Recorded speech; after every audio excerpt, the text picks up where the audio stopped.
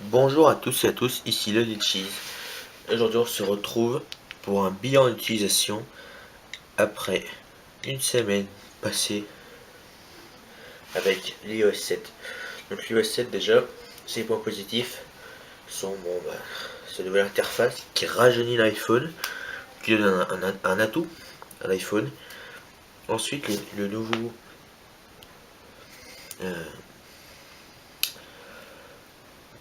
panneau de notification qui est très joli avec des effets de transparence.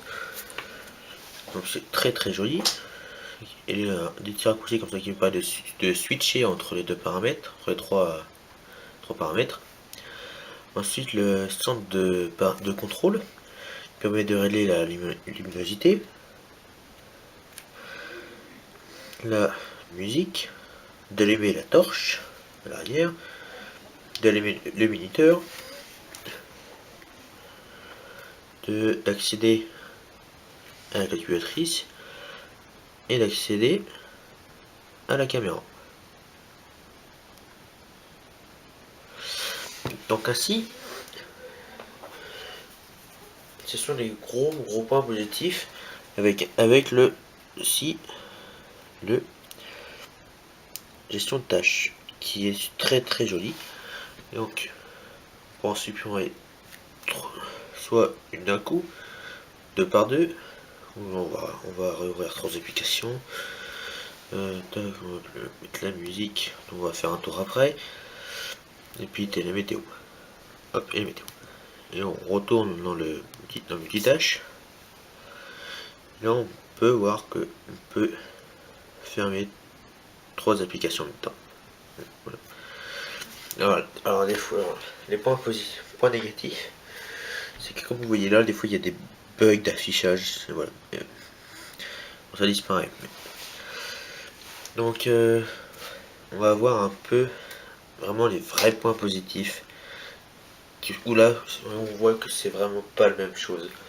Tiens, clairement, on a déjà la musique que je trouve très jolie. Hop, et quand on le met en mode paysage, voilà, ça donne plein de toutes les jaquettes d'albums. C'est très joli. Donc très sympa, mieux que le cover slow qui était avant sur tous les iDevice. Donc ensuite le nouveau clavier, donc on peut voir ici. Et donc on va aller on va aller dans le note. On va ajouter une note. Mais regardez-moi ce magnifique clavier. On va baisser la luminosité. Là, on voit bien. Donc voici en fait ce magnifique clavier signé Apple. Et plus particulièrement Jonathan Ive. Très joli clavier. Et donc ça fait un ensemble assez joli.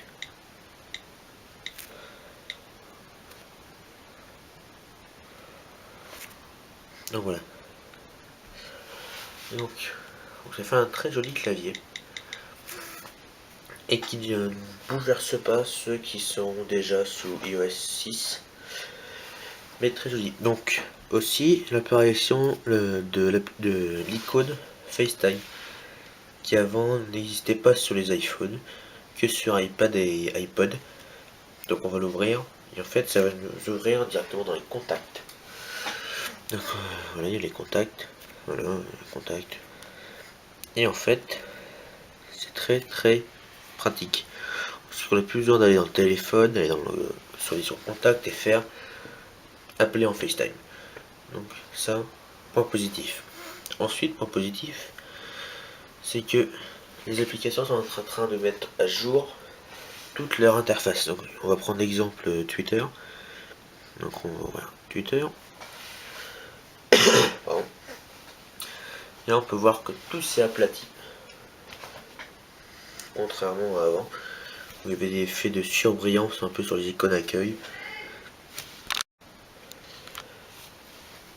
Et ainsi qui fait l'unification dans l'iOS 7.